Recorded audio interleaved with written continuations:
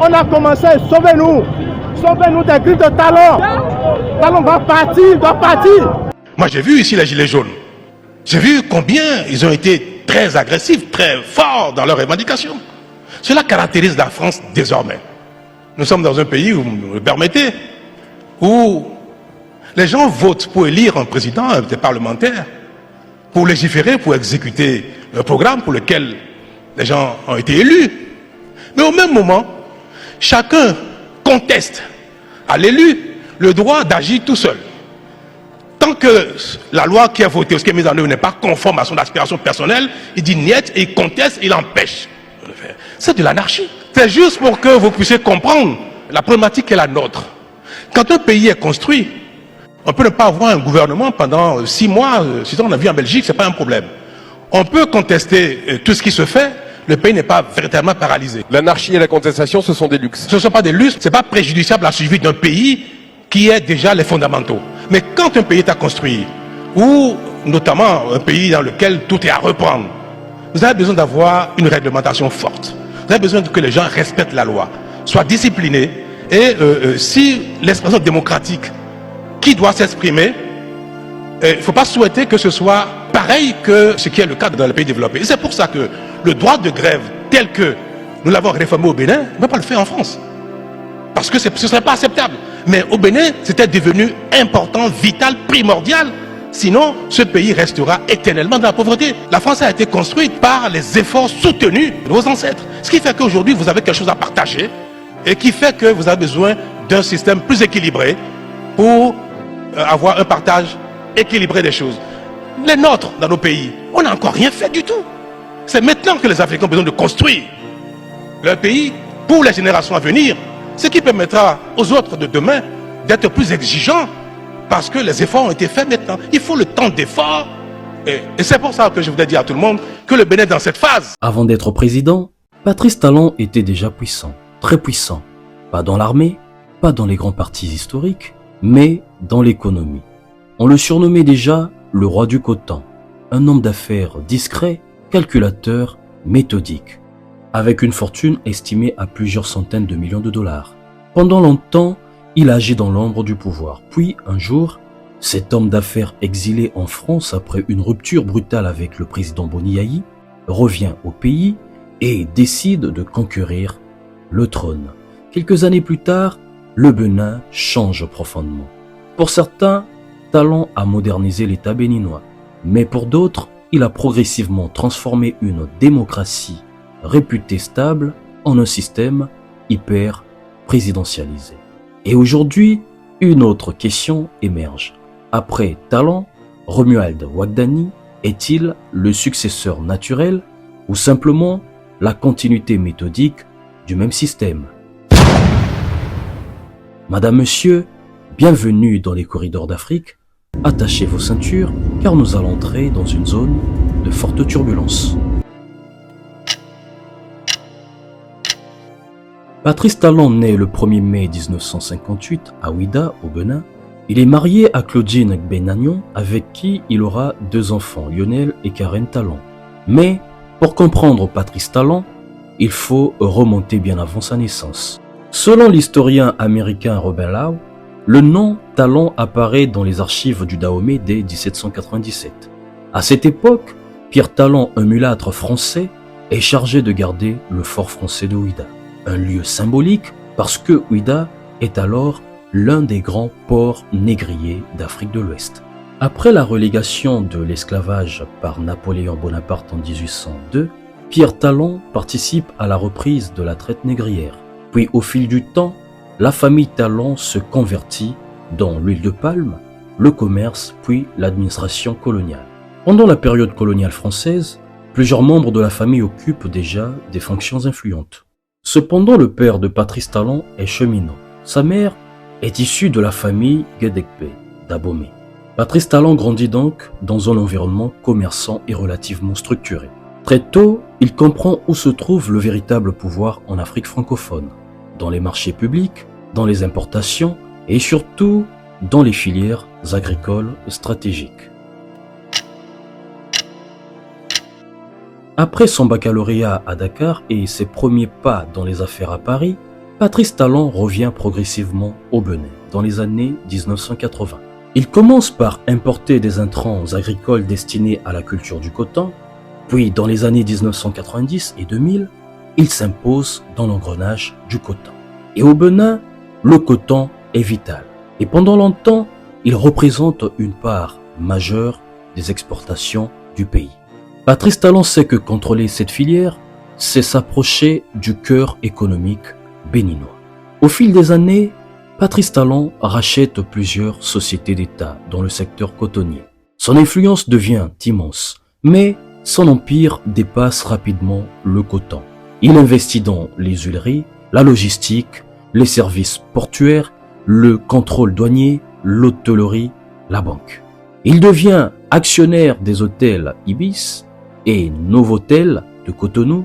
Il possède aussi des intérêts dans plusieurs pays d'Afrique de l'Ouest. À ce stade, Talon n'est plus un simple homme d'affaires. Il devient un acteur central du système économique béninois. Mais cette ascension fulgurante suscite aussi des critiques. Ses adversaires l'accusent d'avoir bénéficié d'appuis politiques et de subventions massives. Et plusieurs procédures judiciaires commencent alors à apparaître autour de son nom. Lorsque Thomas Boniaï arrive au pouvoir, Patrice Talon devient l'un de ses importants soutiens. Il finance les campagnes présidentielles de 2006 et de 2011, certains déplacements et participe au financement politique du régime. À un moment, certains disent même qu'il devient plus influent que certains ministres. Mais en Afrique, la proximité avec le pouvoir peut devenir dangereuse. Progressivement, les tensions apparaissent entre Boniaï et son ancien allié. Le président semble réaliser qu'un homme d'affaires devenu aussi puissant peut aussi devenir incontrôlable. Finalement, en 2012, tout explose.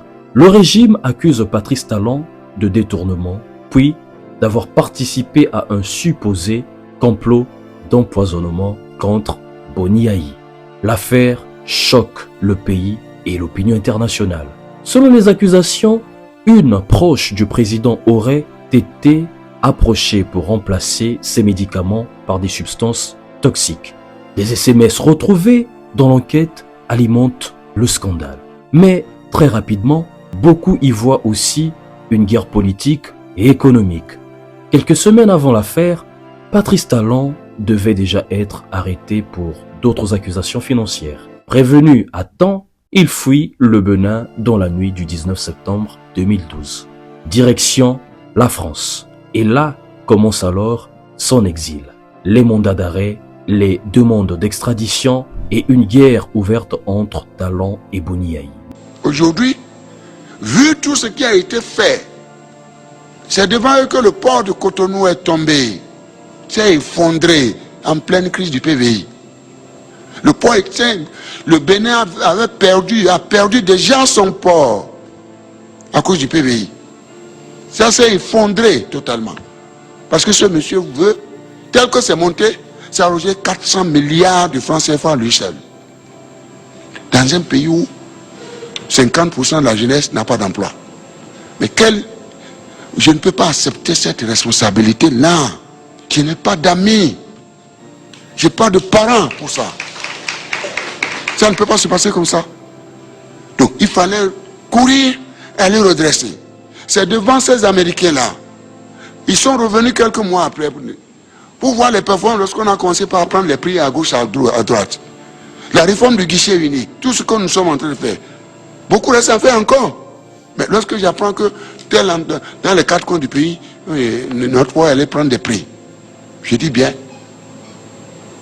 Donc le port est en train de renaître. À un moment donné, nous avons perdu 70% de notre trafic est parti au Nigeria, 47% au Togo, 52% au Ghana, à cause de cette histoire de PVI. Si on le maintenait, nous on devient quoi? Un pays qui veut jouer le rôle de transit, un pôle émergent de distribution de services et autres.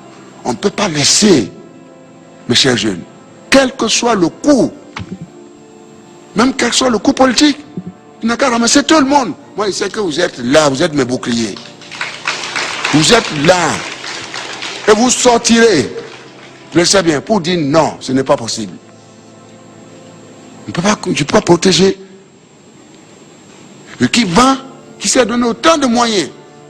Ouais, il y a, comment dirais-je, un document qui circule dans le monde entier.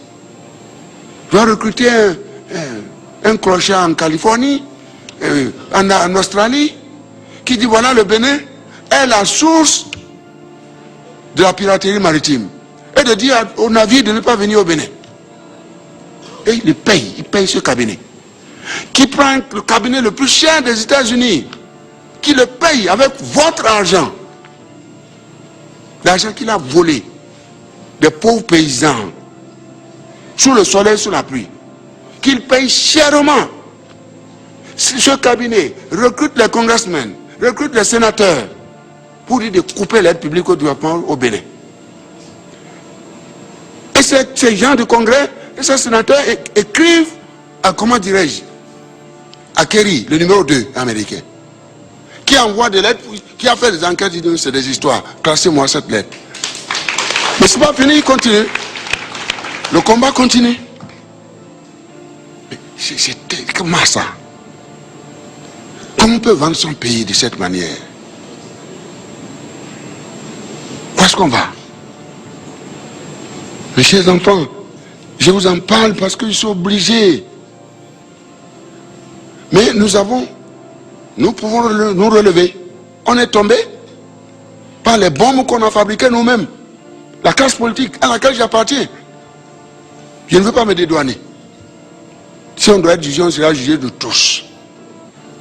Et devant vous, c'est vous qui serez nos juges. Parce que je vous dois la vérité, rien que la vérité. Et je le jure. Je le jure.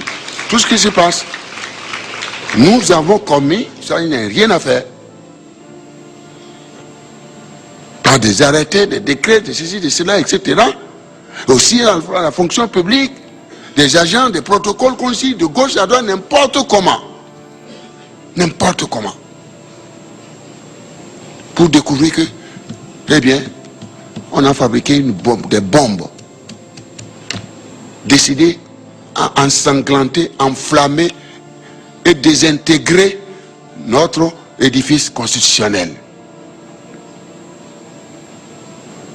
Mais Dieu est grand. Dieu est grand. Que Dieu leur donne la bénédiction et qu'ils comprennent qu'il faut revenir à la raison. Thomas Bonignali et Patrice Talon ont été proches, très proches. L'homme d'affaires soutient le président lors de ses campagnes victorieuses de 2006 et 2011. En retour, il obtient de juteux contrats pour l'exploitation du coton et du port de Cotonou. Mais il y a un an, le vent tourne. Talon perd ses contrats. Il est l'objet de 7 plaintes pour crimes économiques. Ce serait pour se venger que Talon aurait échafaudé une tentative d'empoisonnement. Vous avez vraiment été victime d'une tentative d'empoisonnement? Je le jure. Lorsque quelqu'un se dit « Je veux avoir le port, je veux avoir le coton, sinon je vous tue ». Selon Cotonou, tout s'est joué en octobre 2012. Cette vidéo d'une source béninoise montrerait Patrice Talon à son arrivée dans cet hôtel bruxellois. C'est là qu'il aurait demandé au médecin personnel et à la gouvernante du président d'ajouter des substances toxiques à ses médicaments habituels. La tentative échoue. Les conspirateurs présumés sont alors inculpés de tentative de meurtre et désignent Talon comme le commanditaire. Ce dernier est placé sous contrôle judiciaire en France. Le Bénin demande maintenant son extradition. Pour muscler leur dossier, les autorités béninoises font appel au FBI pour analyser le cocktail de médicaments en cause. Verdict, des produits potentiellement toxiques auraient été rajoutés au traitement habituel du président. Une autre analyse d'un laboratoire français, ToxLab, que France 24 a pu consulter, estime qu'en cas de surdosage, ces substances peuvent être mortelles. Une analyse partagée par ce biologiste parisien. Ce sont déjà des produits qui n'ont rien à faire dans la trousse de pharmacie d'un patient lambda à son domicile, qui à dose normale sont déjà potentiellement dangereux et à dose très élevée sont potentiellement mortels. Patrice Talon, bonjour. Bonjour, M. Babouillet. Vous êtes au centre d'un scandale au Bénin. Vous êtes accusé d'avoir voulu faire empoisonner le chef de l'État. Quelle est votre première réaction? C'est un canular. C'est un canular qui n'est pas le premier, qui n'est peut-être pas le dernier. Vous savez, Le ridicule ne tue pas au Bénin. Je suis l'ennemi numéro 1 du président. Et au lieu de construire les choses les plus grotesques pour mettre M. Talon sous cloche, Dieu fasse que le président retrouve ses esprits et qu'il sache qu'après le pouvoir, la vie continue et qu'il retrouve le calme. Alors on va revenir à cette énorme affaire de tentative d'empoisonnement. Mais ce qu'il faut dire d'abord, Patrice Talon, c'est que le président Boni Yayi et vous-même, vous êtes brouillés depuis un peu plus d'1 an et qu'avant cette brouille, vous étiez très proches. Est-ce que vous avez sponsorisé les campagnes électorales du candidat Boni Yayi en 2006 et 2011 ? Je ne vais pas le cacher, c'est réel. J'ai été un sponsor du président Yayi Boni, comme tant d'autres. Je l'ai conseillé, introduit là où j'ai pu pour sa conquête du pouvoir, effectivement, en 2006, puis en 2011. Après la victoire de Boni Yayi, vous avez décroché de gros marchés, comme la gestion du PVI, le programme de vérification des importations au port de Cotonou. Mais il y a quelques mois, vous avez perdu ce marché. Pourquoi ? Pour moi, c'est peut-être une punition. Est-ce pour la même raison que vous avez perdu le monopole sur les importations d'intrants, les engrais, les insecticides dans le secteur du coton ? Je peux dire oui que toujours à titre de punition, il a été décidé brutalement d'arrêter l'intervention du privé dans ce secteur qui relève désormais des activités privées au Bénin depuis bientôt 2 décennies. Donc tout a été arrêté du jour au lendemain. Bon, mais c'est pas la première fois. J'ai déjà été dans le passé suspendu comme ça arbitrairement pendant 2 ans. J'ai attendu. Vous savez, quand on sait qu'on est bon, on attend le retour de la vérité. Donc je suis habitué. Il faut accepter aussi de connaître ce genre de déconvenus et être patient. Ça, je sais le faire. C'est l'histoire du surintendant Fouquet sous Louis XIV. Vous êtes devenu trop riche, trop puissant. C'est à croire, mais je pense que mon malheur, c'est être des fois un peu trop indépendant, de ne pas mettre ma personne totalement au service de quelque chose auquel je ne crois pas. Trop indépendant, dites-vous. Est-ce que ces derniers mois, le chef de l'État vous a demandé des services que vous avez refusé de lui rendre ? Vous savez, c'est un secret de polichinelle. Je vais vous le dire et tout le monde le sait. Dès que le président Yayi Boni a été réélu en 2011, sa principale préoccupation était de réviser la Constitution. Pour pouvoir se représenter en 2016. Voilà, pour rester au pouvoir, se représenter. Donc, le président m'a sollicité pour que j'accompagne son nouveau projet politique en utilisant mes relations, mes moyens pour obtenir auprès de l'Assemblée le nombre de députés qu'il faut pour voter ce genre de modification qui nécessite une majorité qualifiée.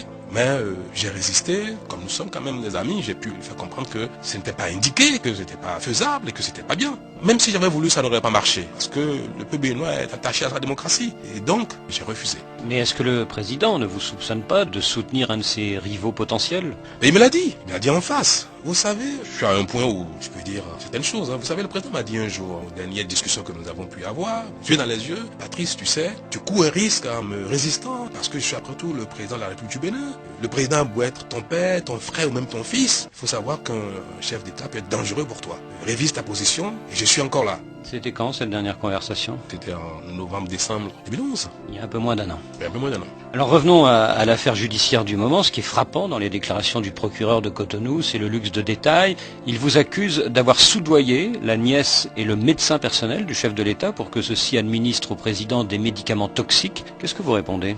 Vous savez qu'au Bénin, je ne suis pas ma première accusation. Ça fait la énième accusation de tentative, de déstabilisation, de coup d'État, d'élimination de Yayi Boni par son pire ennemi qui est M. Talon. Vous savez, on a déjà déclaré sur les antennes que M. Talon a détourné 12 milliards de subventions. Puis on a dit après, il est allé braquer les caisses. M. Talon lui-même, en personne, est allé braquer les caisses de la douane. Il a pris 2 milliards dans une fourgonnette, il est parti. Ça a été dit par le gouvernement. Puis après, ce canular aussi est passé. Après, on a dit tentative de coup d'État, de déstabilisation. Ça a été dit par le président lui-même le premier ou dernier. Puis, on finit par dire là, ça y est, il veut tuer le président et il a organisé avec son médecin, sa nièce, était telle personne. Il faut le mettre la main dessus. Je ne vais pas oublier. Je suis parti de Cotonou il y a 1 mois par la brousse. J'ai fui parce que le haut commandement a été instruit, militaire, a été instruit par le président de m'arrêter il y a 1 mois. Et heureusement qu'on m'a appelé, on m'a dit partez du pays tout de suite parce que dans 1 heure ou plus tard, on viendra vous chercher. Donc, ce qui est surprenant, ce n'est pas le fait qu'on m'accuse d'une énième tentative de coup contre Yayi Boni. Ce qui est surprenant, c'est le caractère ultra grotesque de ce scénario. Alors, cela dit, on imagine que comme vous étiez très proche du chef de l'État, vous avez croisé très souvent la nièce et le médecin personnel du chef de l'État. Je connais bien tout ce monde-là, très bien, tout le monde le sait. Est-ce que vous avez rencontré la nièce du chef de l'État le 17 octobre dernier dans un hôtel de Bruxelles ? Le nombre de personnes, membres de sa délégation qui me fréquentent. Et lors de la visite du président Yayi Boni donc à Bruxelles, le nombre de personnes qui sont venues me voir, c'est bien au-delà de ce qu'on cite et ils le savent très bien. Et c'est pas la première fois. Vous savez, une telle relation ne manque pas de tentatives, de conciliation, de réconciliation. Dites-lui telle chose, faites ceci pour échapper à ça. Donc, c'est un quotidien. Et dites-vous aussi que je suis parfois demandeur aussi, parce que c'est pas facile quand on n'est pas bien dans son pays, on n'est pas bien avec le chef. On essaye par tous les moyens que les choses ne restent pas là. Ce qui est sûr en tout cas, c'est que depuis une semaine, 3 proches du président dont sa nièce sont inculpés pour tentative d'assassinat et sont en prison. Est-ce que vous pensez qu'ils ont réellement tenté d'empoisonner le chef de l'État? Mais non.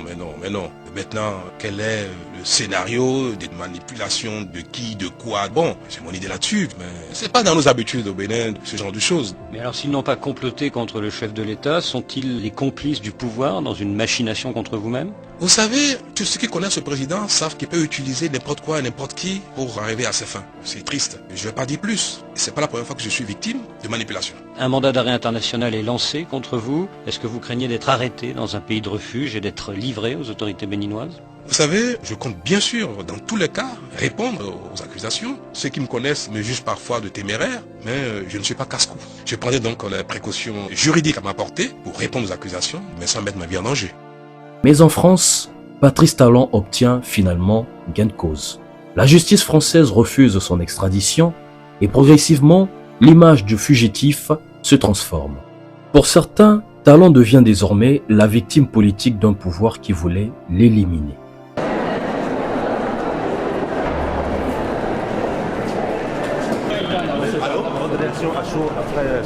Le droit a été dit, je suis satisfait. Mais j'ai une pensée pour mon pays, pour mes concitoyens. Je crois que la démocratie sera sauvée. J'apporterai ma pierre à cela, comme j'ai commencé à le faire depuis bientôt 1 an et demi, 2 ans. J'ai rendez-vous à 15h, donc on va faire vite. C'est bon ? On va faire un petit débriefing.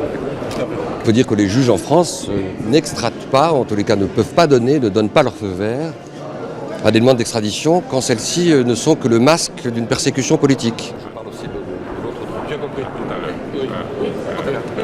Je considère que M. Boni-Yayi doit tirer les conséquences. Et quelles sont les conséquences? Il a perdu partout. Il a perdu devant le tribunal de première instance de Cotonou. Il a perdu devant la cour d'appel de Cotonou. Il perd devant la chambre d'instruction de la cour d'appel de Paris. Il faut qu'il considère que tous ne peuvent pas lui mentir. En 2015, contre toute attente, Patrice Talon rentre au Bénin. Et il se lance immédiatement dans la présidentielle de 2016. L'homme d'affaires Patrice Talon, chaleureusement accueilli par ses proches. Après 2 ans d'exil à Paris, il rentre au Bénin et ne cache plus qu'il sera candidat à la présidentielle l'an prochain. Je vais y aller et je voudrais pouvoir, avec vous, avec mes concitoyens, avec tout le monde, contribuer à ce pays sur le chemin de développement. Ça a le bénéfice de grandir l'amour qu'on a pour son pays. Quand on l'a quitté, quand on a eu la crainte de ne plus le revoir, on l'aime davantage. Son discours est simple. Rupture, modernisation, justice indépendante, réforme de l'État. Il promet même un mandat unique. Face à lui, le Premier ministre Lionel Zinsou. Vous voyez, une famille, en moyenne au Bénin, elle dépense par mois 8 000 francs par mois pour acheter des piles de torches et pour acheter du pétrole lampant. Si elle économise cela, parce qu'on a de l'énergie gratuite et propre, qui vous donne au moins la lumière et la possibilité en plus de recharger votre téléphone portable, on apporte quelque chose qui contribue à l'égalité des chances. On aurait beaucoup plus d'emplois dans le commerce. Les artisans souffrent. On aurait beaucoup plus d'emplois dans l'artisanat si on avait une distribution d'énergie sur tout le territoire. Donc, qu'est-ce qu'on est en train de faire et qui va porter ses fruits? Installer des capacités. C'est-à-dire qu'on a signé quelque chose qui est le triplement. Et les premiers effets s'en sentiront en 2016. Le triplement de l'offre d'électricité. Lionel Zinsou n'est pas assez au fait des réalités du Bénin, selon son adversaire qui lui reproche son bilan au gouvernement. De son côté, Patrice Talon, qui se présente comme le candidat de la rupture avec le système de gouvernance du président Boni-Yayi, propose de réformer l'administration et la vie politique. Le modèle politique dans lequel nous sommes ne plaît plus à personne. Que le pouvoir exécutif est devenu quelque chose de totalement décadent. La justice est devenue le souffle-douleur du pouvoir exécutif. On voit bien que, cher ami, vous ne connaissez pas le Bénin. J'ai l'impression que vous êtes atteint, excusez-moi le terme, je le dis amicalement, vous êtes le syndrome du gouverneur d'une contrée de sauvages. Le Bénin va mal. Et nous, les Béninois, nous souffrons. Nous n'allons pas bien. C'est bien pour ça qu'il urge non seulement de réformer notre vie politique, de réformer l'administration, mais de relancer notre modèle économique. J'ai la chance d'avoir un tout petit peu plus d'âge que vous. Par conséquent, je le connais depuis plus longtemps. J'ai la chance d'appartenir à une famille, ma famille, qui le connaît bien, ce pays. J'ai la chance d'avoir un père, comme vous. J'ai la chance d'avoir un grand-père qui était un homme qui a beaucoup agi pour l'indépendance de notre pays. Je pense que les années d'exil ont dû vous éloigner, parce que je n'ai pas été en exil. C'est bien, je n'ai jamais été accusé d'avoir empoisonné le président de la République. Mais Talon réussit à fédérer une large coalition. Et en mars 2016, il devient finalement président du Bénin. L'homme d'affaires est désormais chef de l'État. Monsieur le Président de la Cour constitutionnelle, Mesdames et Messieurs les Présidents des institutions constitutionnelles, Madame la Grande Chancelière de l'Ordre national du Bénin, Mesdames et Messieurs les membres du gouvernement, Mesdames et Messieurs les membres du corps diplomatique, honorables députés et membres des institutions de la République, distingués invités, Béninoises, Béninois, chers compatriotes. En cet instant solennel, où j'accède aux fonctions de président de la République, je voudrais tout d'abord exprimer mes profonds sentiments de fierté en raison de ce que notre pays a réussi à organiser dans un climat apaisé un scrutin présidentiel dont la communauté internationale et notre peuple saluent la régularité et la transparence. Faisant avec vous le constat du parcours exceptionnel qui est le nôtre, je voudrais reconnaître et saluer l'ancrage démocratique du Bénin qui prouve ainsi à nouveau sa capacité à surmonter les défis qui se sont toujours présentés à lui. Cependant, au plan économique et social, ainsi que de la jouissance des libertés individuelles, l'état des lieux n'est guère reluisant.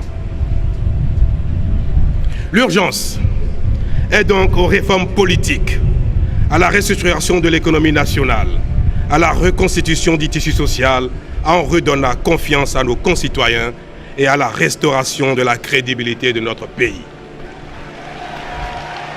Certes, la tâche paraît immense, mais ce n'est pas œuvre impossible si les actions à entreprendre s'appuient sur une vision claire ainsi que sur les compétences et les atouts dont nous disposons. C'est pourquoi je ferai de mon mandat unique une exigence morale en exerçant le pouvoir d'État avec dignité et simplicité. Je m'acquitterai de mes devoirs de président de la République avec humilité, abnégation et sacrifice pour le bien-être de tous. De la nation, je garderai toujours présent à l'esprit la conviction qu'elle est une et indivisible, étant persuadé que notre pays ne sera fort que s'il reste uni. Chers compatriotes, je m'emploierai chaque jour à tenir les engagements destinés à faire de ce mandat un instrument de rupture et de transition, devant aboutir à la mise en place des grandes réformes politiques et institutionnelles que nous avons tous appelées de nos vœux. Pour y parvenir, j'entends rétablir un état de droit respectueux des principes démocratiques et des libertés individuelles et qui assure avec efficacité la protection des personnes et des biens. Je m'engage à promouvoir une justice indépendante, la même pour tous, accessible et efficace, ainsi qu'à redynamiser et moderniser l'administration publique. La compétence sera désormais le principal critère de promotion des cadres au poste de responsabilité. J'instituerai des corps de contrôle indépendants dont la mission principale sera de veiller à l'orthodoxie financière dans toutes les administrations, offices et sociétés d'État. Je m'attellerai à assurer et préserver la liberté de la presse ainsi qu'un accès équitable de tous aux organes publics de presse. J'assurerai la protection de l'initiative privée et du secteur privé en tant que principal outil de développement. Je m'emploierai à accélérer et renforcer le processus de décentralisation en l'inscrivant dans chacune des actions que j'entreprendrai. Je ferai de notre diplomatie un véritable instrument de coopération internationale, d'intégration et de rayonnement en vue de la mobilisation des ressources au service du développement de notre pays. Au début de son mandat, plusieurs réformes produisent des résultats visibles. Le gouvernement lance de grands travaux, des réformes administratives, la modernisation du port de Cotonou, une discipline budgétaire plus stricte, une transformation agricole ambitieuse, mais le pouvoir insiste aussi sur l'attractivité économique, la rationalisation de l'administration, la lutte contre certaines formes de corruption. Et objectivement, plusieurs indicateurs économiques progressent. L'image de Talon devient alors celle d'un technocrate efficace. Mais pendant que l'économie se transforme, le climat politique se tend. Progressivement, l'opposition dénonce un verrouillage du système. Les critiques s'accumulent. Opposants exclus, réformes électorales controversées, manifestations réprimées, restrictions de l'espace politique. Et en 2018, la création de la CRIET provoque un immense débat. Officiellement, elle doit lutter contre la corruption, le terrorisme, le blanchiment. Mais pour les opposants, cette cour devient un outil politique. Essoé Batamoussi, bonsoir. Bonsoir, madame. Vous êtes ex-juge de la CRIET, justement. Vous avez fui le Bénin pour la France avec une partie de votre famille en avril dernier, juste avant la présidentielle. Est-ce que vous pouvez nous rappeler pourquoi ? J'ai effectivement quitté le Bénin le 1er avril 2021 pour des raisons bien connues des Béninois et que j'ai eu à évoquer sur les antennes de RFI et de France 24. Est-ce que vous pouvez nous rappeler sur notre antenne ? J'ai dénoncé le manque d'indépendance de la justice et j'ai déclaré que les juges de la CRIET étaient aux ordres et qu'il y avait de l'ingérence de l'exécutif dans les affaires et impliquant les personnalités politiques à la CRIET. Et justement, vous avez notamment dénoncé le placement en détention provisoire de l'opposante et ancienne garde des Sceaux Rekama Dougou. Son verdict est tombé il y a moins de 2 semaines. Elle est condamnée à 20 ans de réclusion criminelle et de 50 millions de francs CFA d'amende pour complicité d'actes terroristes. Qu'est-ce que ça vous évoque ? Cette condamnation, il fallait s'y attendre. Oui. Je n'étais pas surpris qu'on en arrive là, parce que la CRIET ne pouvait pas se dédier. Et comme j'ai eu à le dire, dans ce dossier, il n'y avait pas d'éléments à charge.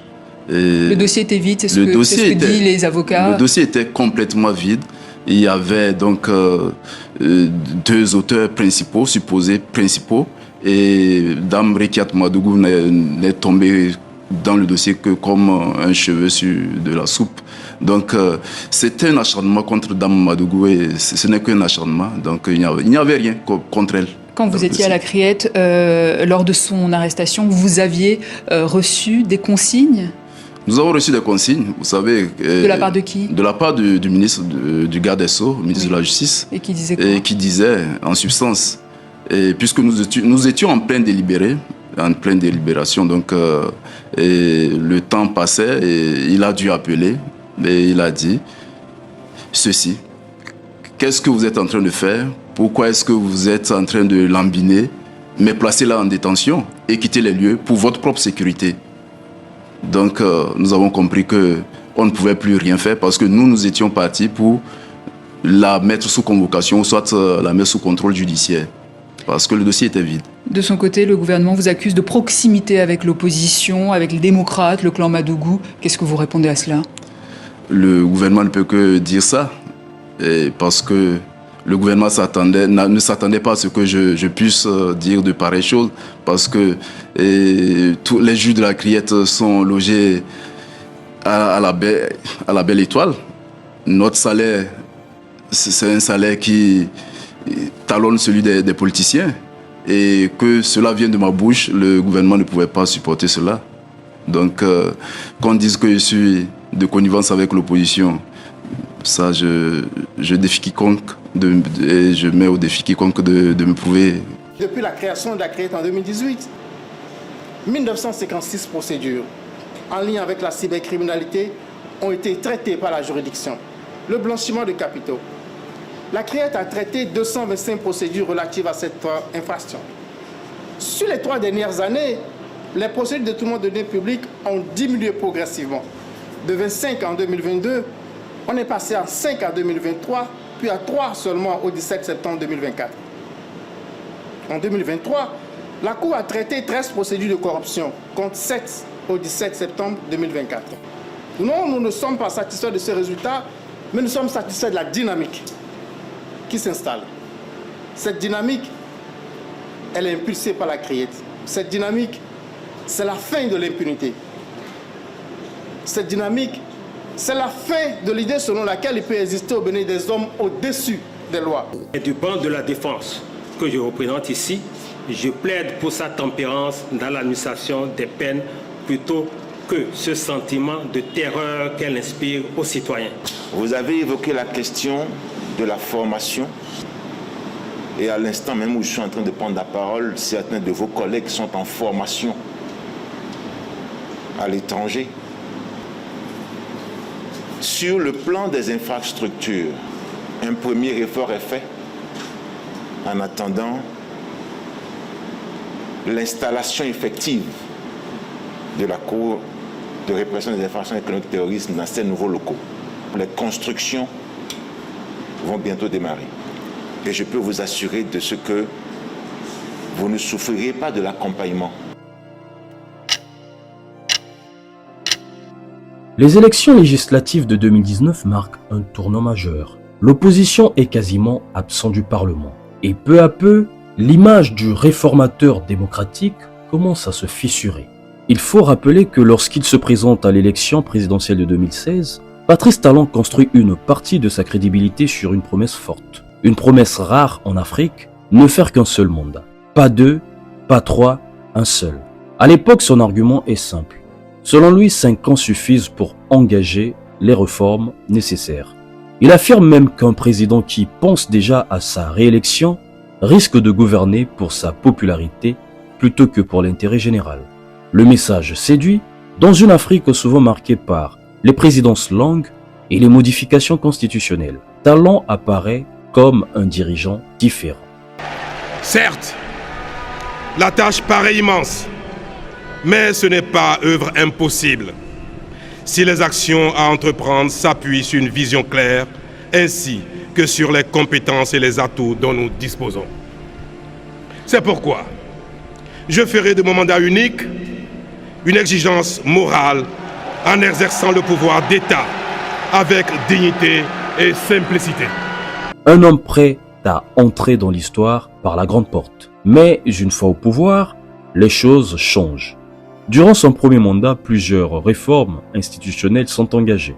L'administration est restructurée, les grands projets d'infrastructure se multiplient, le programme d'action du gouvernement devient colonne vertébrale du régime. Et progressivement, un nouveau discours apparaît. Les réformes ne sont pas terminées, le chantier est inachevé, il faut consolider les acquis. Finalement, en 2021, Patrice Talon annonce sa candidature à un second mandat. La promesse du mandat unique est abandonnée. Pour ses partisans, il ne s'agit pas d'une trahison, ils estiment que les circonstances ont changé, que les réformes engagées nécessitaient davantage de temps, et qu'un départ, après 5 ans, aurait pu compromettre la transformation du pays. Pour ces critiques, par contre, c'est le premier grand renoncement. Et cette décision laissera une question ouverte. Patrice Talon a-t-il changé d'avis ou avait-il toujours envisagé un second mandat? On a commencé, sauvez-nous! Sauvez-nous des griffes de Talon! Talon va partir, doit partir! Oui!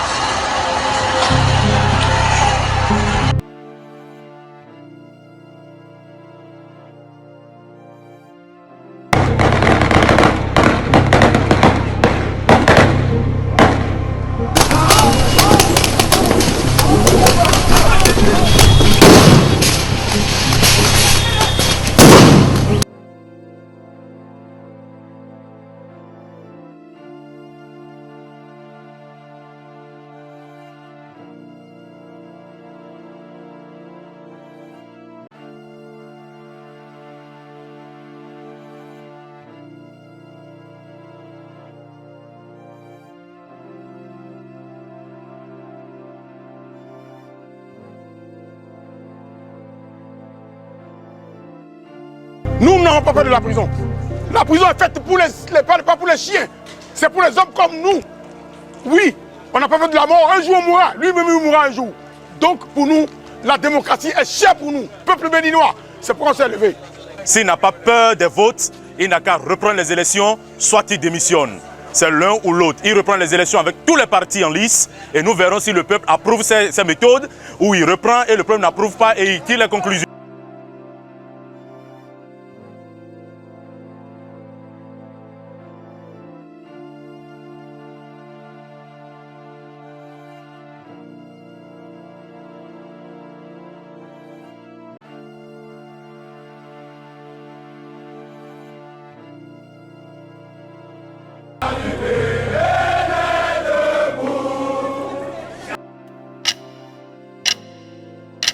Il se présente à la présidentielle en 2016. Patrice Talon l'a juré, ce sera pour un mandat unique. Mais en 5 ans, le président a eu le temps de réfléchir et le voilà qui commence un deuxième mandat. L'homme d'affaires, première fortune du Bénin, a semble-t-il pris le goût du pouvoir. Patrice Talon dresse un bilan encourageant de l'état du pays devant les députés béninois. Une dernière sortie avant le lancement de la campagne présidentielle qui va animer le début de l'année jusqu'au scrutin prévu en avril 2021. Le chef de l'État s'est montré optimiste et satisfait des progrès accomplis durant son mandat, notamment en matière d'approvisionnement en eau et de fourniture en électricité. Les relations entre Talon et la France restent complexes. D'un côté, le Bénin demeure profondément intégré à l'espace économique francophone, en l'occurrence le franc CFA, les réseaux financiers, coopération économique. Mais Talon cherche aussi à afficher une certaine autonomie, notamment sur la restitution des œuvres africaines, la diversification diplomatique et la souveraineté économique. Cependant, contrairement à certains dirigeants plus radicaux, Patrice Talon ne rompt jamais avec Paris. Il rééquilibre sans rupture frontale.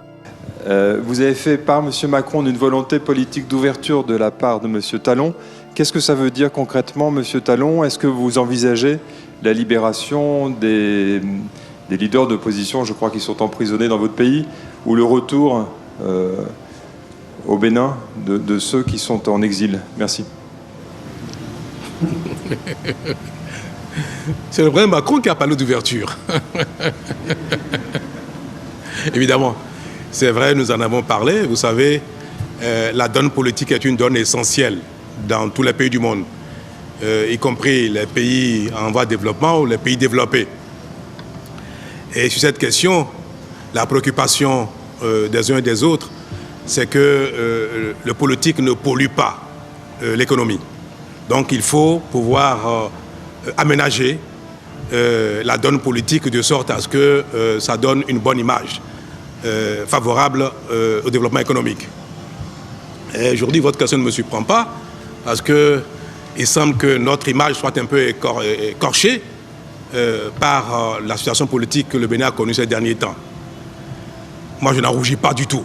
Pourquoi? Parce que, vous savez, quand on vient de loin, il faut être disposé à affronter tous les défis, y compris nos propres travers, pour nous développer. Et la situation politique dans laquelle le Bénin était nécessitait une certaine réforme qui ont été engagées. Mais vous savez, une réforme qui fait plaisir à tout le monde n'est pas une réforme. Une réforme qui marche, qui apporte du nouveau, qui apporte du positif, forcément enlève des privilèges peut-être indus, mais un privilège quand même. Et ce qui fait que, en cette matière politique, tout ce qui enlève des privilèges ou tente de corriger des acquis fait toujours l'objet de beaucoup d'histoires, de heurts, de bagarres. Le Bénin l'a connu malheureusement. Mais une chose est de défendre son opinion, son intérêt politique, sa cause. Une autre est d'utiliser ou non des moyens conventionnels ou non répréhensibles pour les défendre. Parce que les djihadistes qui défendent une cause religieuse, à leur entendement, leur cause est juste, plus que juste même. Servir la cause de Dieu pour celui qui est croyant, c'est au-dessus de tout. Mais est-ce que pour autant, si sa cause lui paraît absolument incontestable, véridique, est-ce que pour autant, tous les moyens sont permis pour défendre cette cause-là? Mais non, c'est pareil en politique. votre cause peut être juste. Vous pouvez avoir l'impression que votre cause est juste, mais vous n'avez pas le droit d'utiliser des moyens répréhensibles, des moyens délictuels, criminels, pour la défendre. Or, c'est ce qui s'est passé au Bénin. Je conviens avec vous que c'est des gens qui ont agi dans le champ politique. Mais les actes qui ont accompagné leurs revendications, si c'était des actes délictuels criminels, les actes doivent être punis. C'est ce qui s'est passé. Mais malheureusement, chaque fois que la presse a l'occasion, mais pas la presse seule, la classe politique internationale, parfois ça nous revient dessus, mais quand est-ce que vous allez les libérer? Comme si les actes n'ont jamais été commis. Parce que malheureusement, souvent, on peut confondre un acte réellement commis par un acteur politique et une accusation politique. Ce qui s'est passé au Bénin, ce ne sont pas des accusations politiques, c'est réel. Mais je consente à chacun de croire ce qu'il veut. Donc, libérer des gens qui ont commis des crimes ne relève pas pour moi de l'ouverture. Ça, je peux vous le dire. Mais c'est bien que même les réformes qui sont en cours tiennent compte d'un environnement favorable, plus apaisé, pour que les uns et les autres ne se sentent pas exclus à cause des réformes. C'est cela que moi j'appelle l'ouverture. Je crois que c'est cela que parle le président Macron. Il n'en demeure pas moins que les personnes qui sont condamnées, qui sont en détention pour les faits qu'ils ont commis, les gens qui sont en exil parce qu'ils ne veulent pas rentrer, répondre de leurs actes, constituent également des sujets de conversation, d'intérêt. Et c'est vrai, nous l'avons évoqué. J'ai évoqué le président Macron, cette ambiance globale qui pollue un peu l'environnement et nos efforts économiques, dans le domaine de l'économie. Et je lui ai dit ce que je pensais de la chose. Mais j'ai dit, et je vais vous le dire ici, pareil. Pour moi, il n'y a pas de revendication qui tienne la route, qui vaille et qui concerne des gens qui ont commis des délits, des crimes. Donc, la manière dont cette question se pose, moi, me pose un problème. Les gilets jaunes en France, leur revendication est d'ordre politique. Parce qu'ils ne sont pas d'accord avec le choix politique économique du gouvernant en place. Non, ils contestent, ils protestent les choix qui sont opérés. Les choix d'une politique fiscale relèvent de la politique. De la politique. Donc des gens qui le contestent, libre à eux de contester, de trouver que ce qui est proposé n'est pas conforme à l'intérêt de tout le monde. Mais pour autant, ils ont le droit de brûler, de casser, de tuer, de blesser des policiers et consorts pour défendre leur cause.